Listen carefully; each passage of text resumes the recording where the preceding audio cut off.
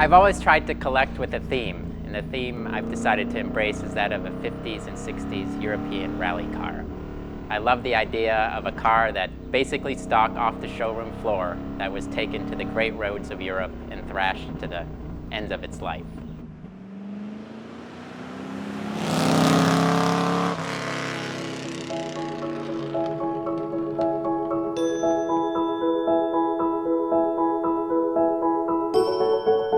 My name is Hans Abrahams, and I drive a 1967 Volvo 123 GT, a 1966 Sunbeam Tiger Mark I-A, and a 1965 MGB.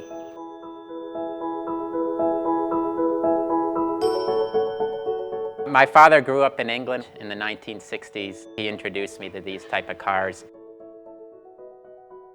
You know, today people look at cars like these and say, do you drive them? That's the first thing they ask me.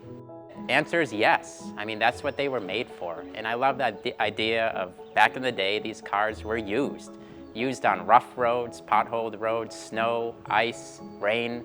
They weren't kept at home. They're best when they're moving. So these cars have very unique features, from the interiors to the exteriors to the modifications we made.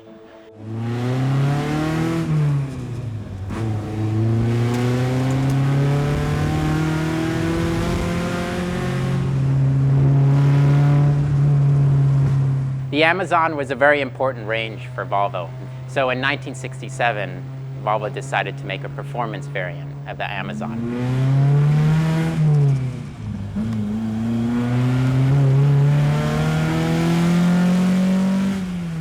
My car is a bit unique in that Volvo had these cars built in Canada as well as Europe. And this is a Canadian model car and actually got a limited slip differential because Volvo felt that more people there would use it in the snow.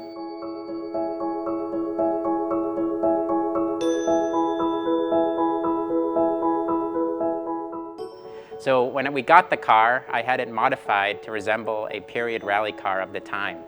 Most people don't realize that Volvo is not just a sturdy family transporter. Back in the late 50s and mid 60s, they won the European Rally Championship 3 years in a row, 63, 64, and 65.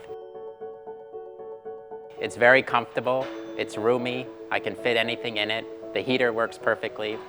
I've made my daily driver essentially.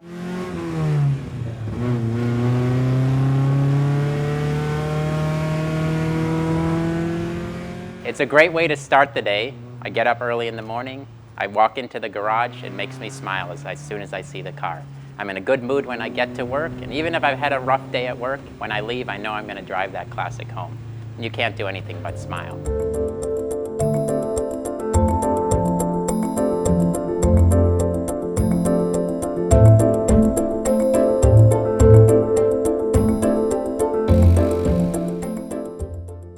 MGB, it's meant to be a race car. It's really, really loud.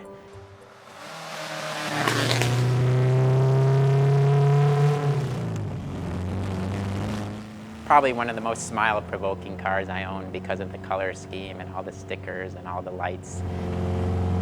It's a 1965 model. It's a 5-main bearing engine. It had overdrive and also had the pull handle doors, which was very unique for an MGB. In fact, because the doors had a tendency to fly open, MGB only produced this particular car for a short period of time.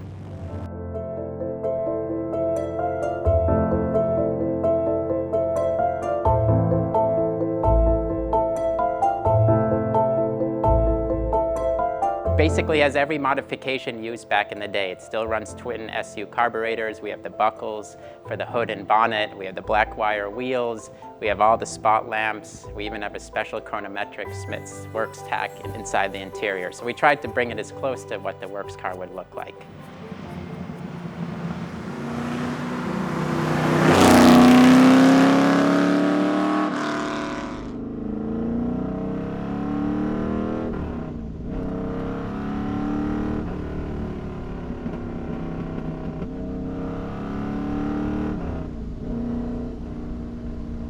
Sunbeam Tiger is a 1966 model. I purchased it about 6 years ago.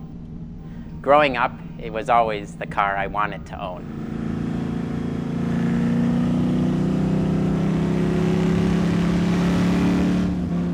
Grew up in the suburbs of Detroit, so I love the idea of a British sports car with an American engine. This particular Tiger doesn't have its original 260 cubic inch V8. It actually is a 289 high performance V8, which produces about 273 horsepower in this small wheelbase car.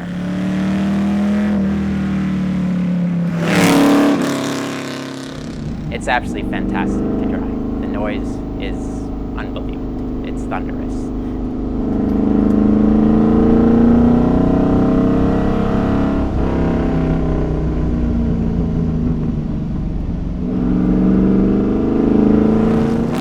The car is all original otherwise in terms of its paint and also its interior.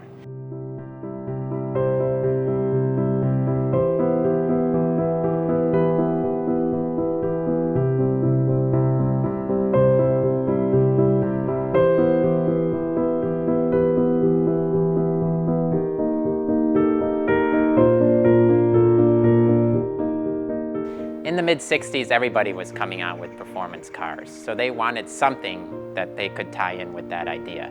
So, having seen how successful Shelby was with the Cobra, they thought maybe they could fit the V8 inside the Alpine and create a totally different car. In fact, they did take a sledgehammer and bash the firewall in order to slide that V8 in there. It's traditionally called the poor man's Cobra. It basically has a 289 spec Cobra motor. You know, as a 4-barrel Holley carburetor, an Edelbrock, a manifold, GT40 heads, and straight pipes. But it looks very diminutive, doesn't look very menacing, but you turn the car on and it totally changes the nature of the car. It's really a hybrid in the best sense of the word.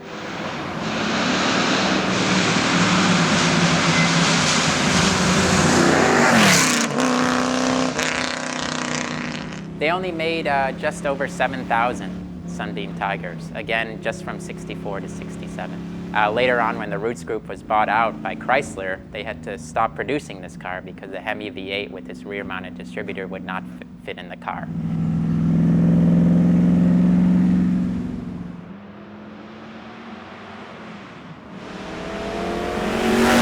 In order to service this car, it's a bit difficult. The spark plugs in the rear, for instance, cannot be reached unless you go through the interior of the car. There's a little door that you can put your hand through and change the plugs. But it's not the easiest car to work on. There's not a lot of room. It has a tendency to overheat. But other than that, it's a very reliable car, a very enjoyable car.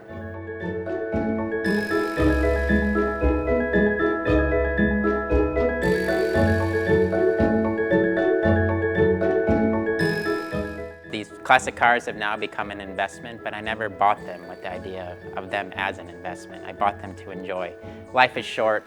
I don't want to look at them in a garage and look back and say, that's where my memories came from, the garage. I remember them for what I did on the road and adventures I had